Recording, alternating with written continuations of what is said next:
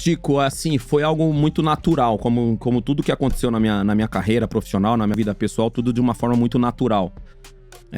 Eu entendo quando vocês trazem pessoas aqui, convidados aqui do mundo corporativo, e falam em bater metas, em atingir metas, e pensar num longo prazo, né, pra atingir os números. Compreendo, porque uma empresa tem que trabalhar dessa forma, visando lá na frente.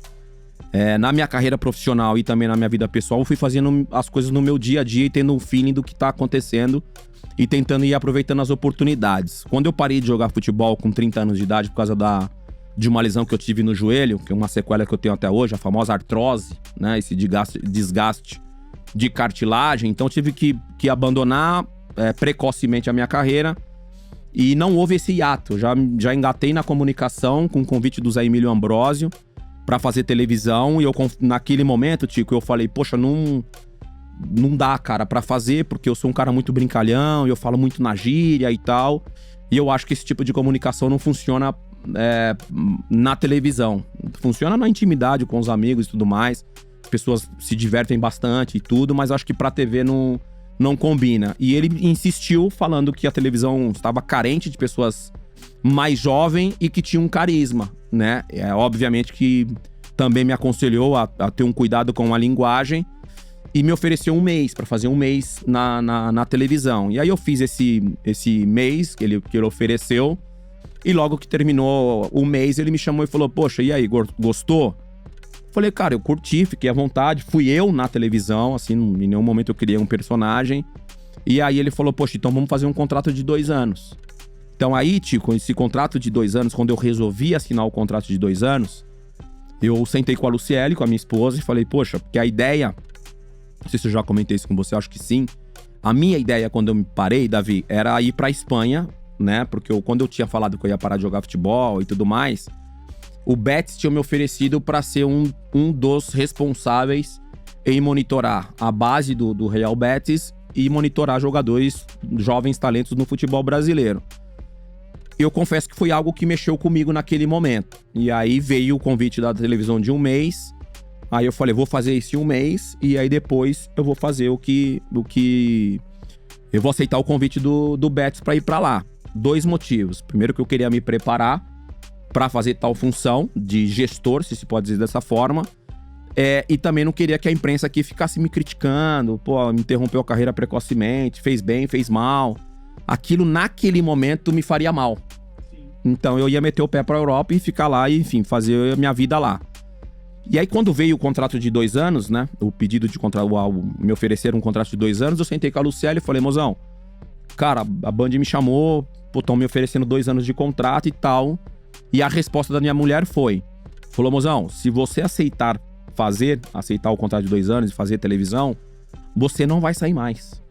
Aí eu falei, putz, você acha, mozão? Ela falou assim, ela usou essa frase, Tico, ela falou assim, a câmera te namora.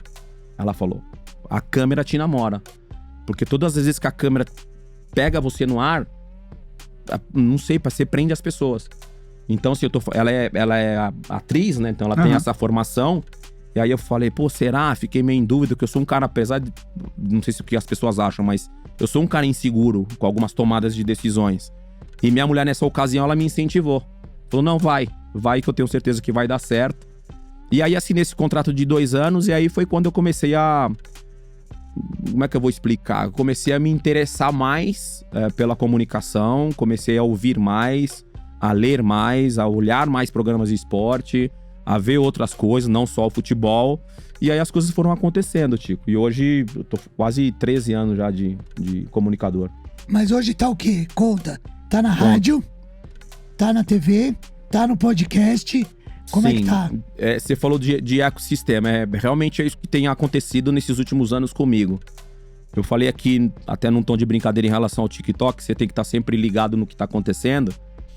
O podcast é algo que tá acontecendo, é algo que tá muito em evidência.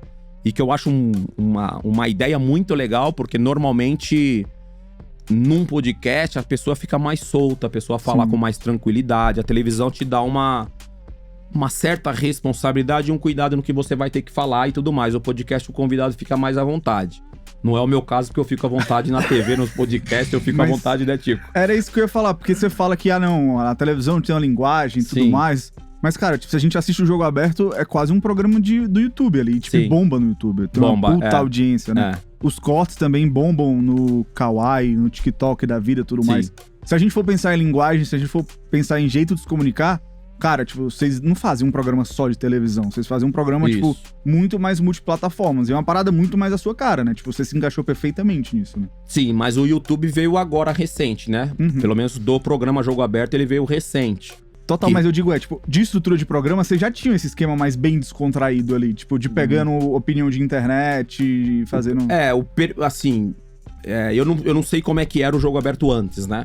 Porque eu ainda era atleta, então eu fiquei muito tempo fora do país. Então eu não sei como era o formato do Jogo Aberto, se era dessa forma ou não. O que eu tenho de feedback é que o programa mudou depois da minha entrada, justamente por causa do meu jeito de comunicar. A Renata hoje também é uma pessoa mais solta, mais leve no ar. E aí você começa a fazer uma retrospectiva e olhar alguns programas antes. Realmente era um programa um pouco mais engessado. Total. Uma linguagem muito, muito comum, né? De todos os programas de esportes. Eu acho que as pessoas foram se adaptando ao meu jeito de ser. Eu fui me adaptando ao jeito de ser do programa. Todos os componentes hoje do programa têm um perfil e a gente se respeita muito. E aí um ponto que eu acho que é extremamente positivo, que a gente consegue, com esse nosso jeito de ser, se aproximar do público que tá vendo a gente. Eu falei aqui recentemente de um público mais jovem que não me conheceu como jogador e tira uma onda e dá risada comigo como me encontra no dia a dia, justamente porque eu me comunico de uma forma mais descontraída. E um outro detalhe, Tico, Davi, eu tinha uma desconfiança muito grande por causa do meu jeito de ser. Então quando eu vou pra televisão, eu não queria ser só mais um na televisão, só não queria ser mais um ex-jogador comentando futebol. Eu queria ser o palhaço da televisão, um jogador palhaço. Então eu sofri não, mas eu demorei um pouquinho a entender aonde que eu me encaixo aqui, sabe? Eu tô brincando muito, não tô brincando muito, passei da linha, não passei da linha e tal. Eu queria passar para as pessoas um conhecimento que eu tenho na prática, que foi a ser atleta profissional, obviamente numa linguagem que é minha, que é própria, mas também com uma linguagem mais formal da TV.